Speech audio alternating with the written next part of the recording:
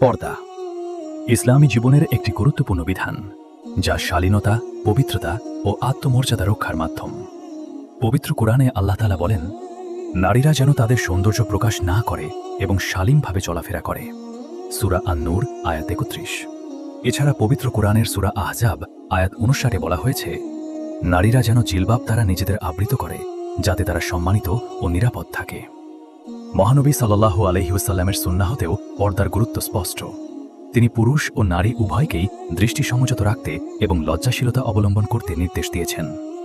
পর্দা শুধু পোশাকের মধ্যে সীমাবদ্ধ নয়, কথা, আচরণ, দৃষ্টি ও চরিত্রেও পর্দা থাকা জরুরি।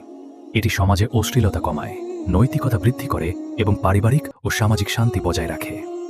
ইসলাম পর্দাকে নারীর সম্মানহানি নয়, বরং মর্যাদা ও নিরাপত্তার ঢাল হিসেবে প্রতিষ্ঠা করেছে। তাই কোরআন ও সুন্নাহর আলোকে প্রত্যেক মুসলিমের উচিত পর্দার বিধান মেনে চলা। ভিডিওটি ভালো লাগলে লাইক, কমেন্ট, শেয়ার করুন। পরবর্তী ভিডিও পেতে আল্লাহর সন্ধানে চ্যানেলটি সাবস্ক্রাইব করুন।